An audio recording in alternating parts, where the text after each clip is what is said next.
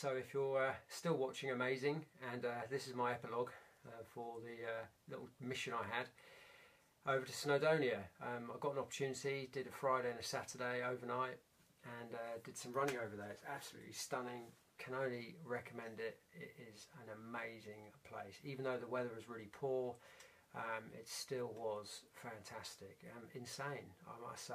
Some of the visuals you get out there, some of the vistas, and when the clouds move and you see, I mean, it must be amazing in the summer.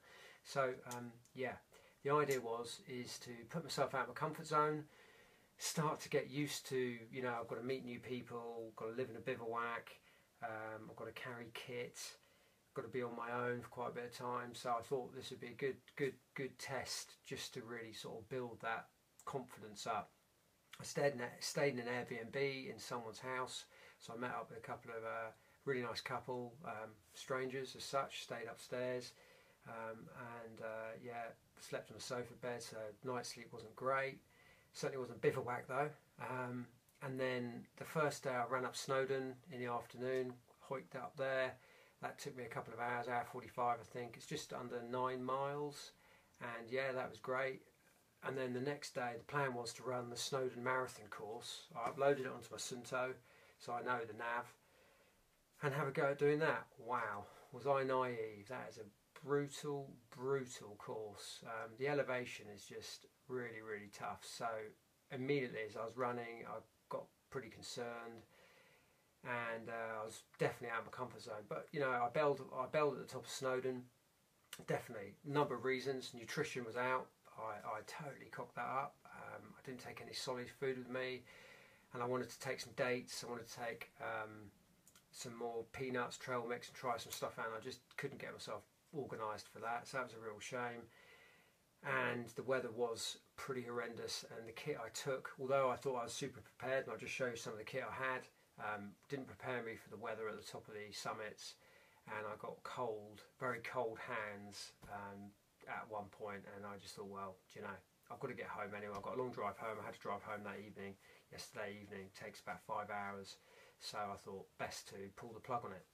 But anyway, what did I check out when I went running? So first thing is my pack. Tried my new Raidlight pack. It's a responsive 25 litre pack.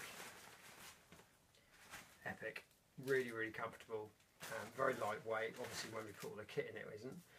It's got adjustable system here, which I'm a bit worried about whether that will break or not. Well, we'll have to see. It's got a warranty for a year, so that's pretty good. Pockets.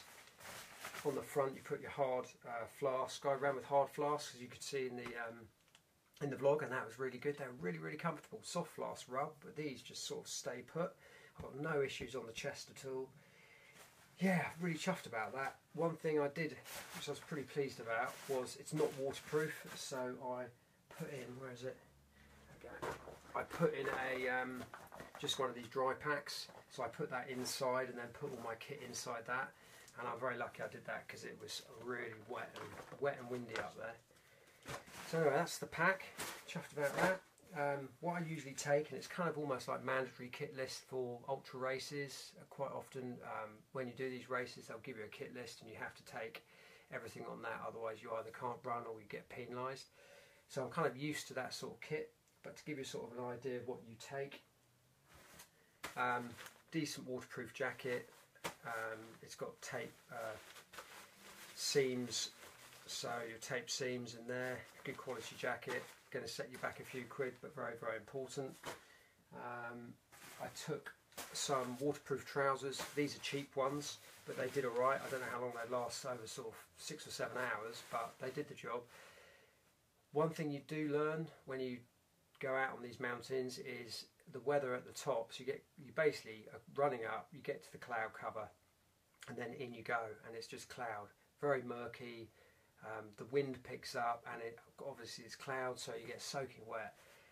One tip is to get this stuff on before it starts getting all very windy, because it's so difficult to get these on. Even the fact that I was struggling to get them on, and this guy came up to me and said, "Hey mate, do you want a hand?" You know, that was really nice of him, wasn't it? But the point is to get prepared before basically the SH1 hits the fan.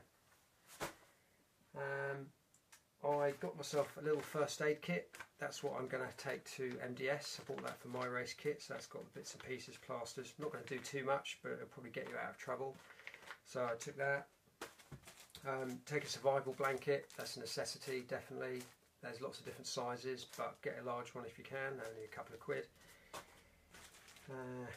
Compass, yeah, so definitely take a compass. I'm not a great map reader. I want to get my navigation skills spot on, not for MDS but just generally.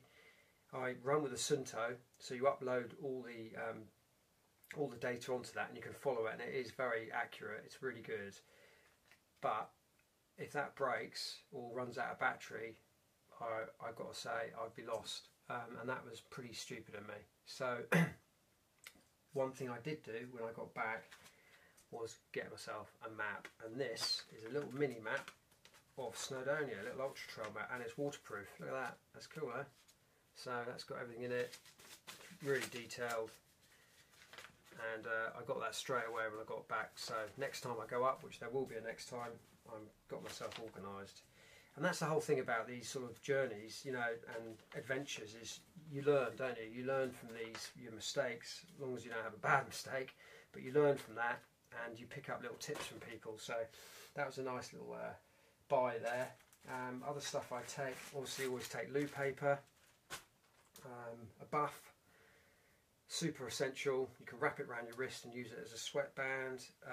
You obviously wear it as a hat, put it around your neck. They're great. I wore one, and I took one in a dry bag, Ziploc bag, and in there I put a buff, I put a new pair of socks, and I put a long sleeve top just in case. So that's the buff. So nutrition and hydration, yeah.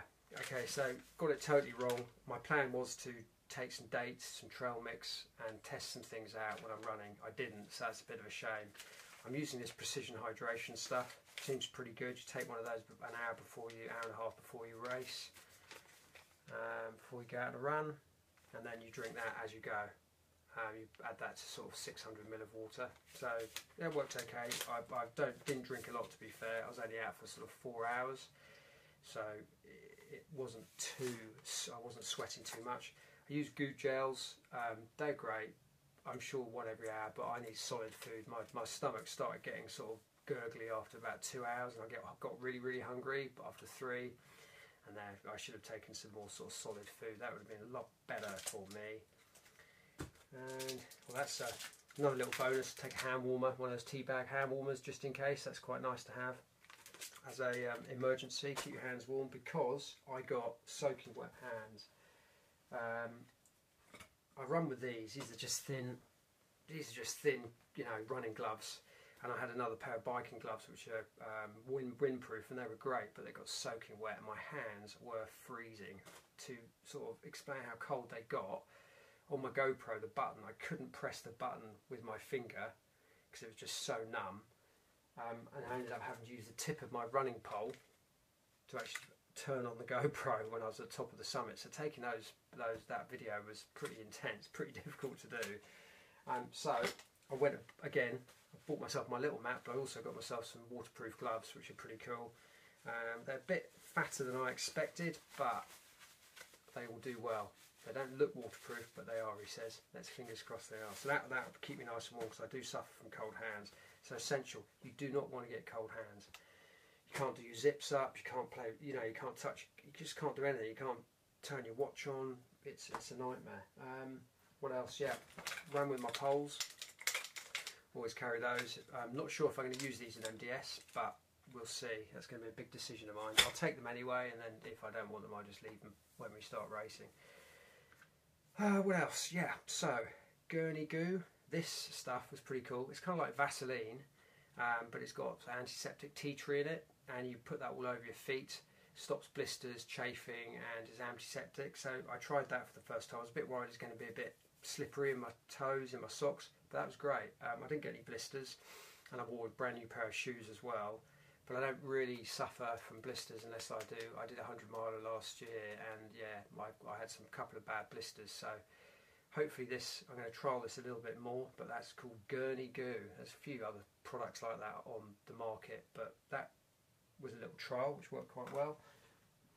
Finally, what other kit? Yeah, always take a head torch and a spare battery, always, and I take that anyway just as a backup light. That's essential. You just don't know what's going to happen to you, and this one's pretty cool because you've got an SOS beacon at the back which you can set up to your phone, and it flashes an SOS signal if you want.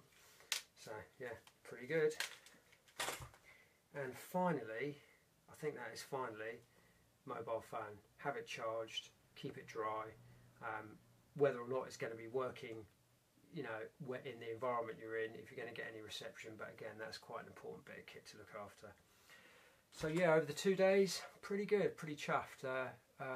My legs are pretty trash now, and you know, I've got a week now recovery run tomorrow, so that should be good. But I think it's essential to get myself out of my comfort zone, get into that sort of confidence, so when I do go to MDS, I know that I've had a sort of go with some of my kit. You know, I've worked out a few things, and that's the best I think I can do. So yeah, excellent, eh?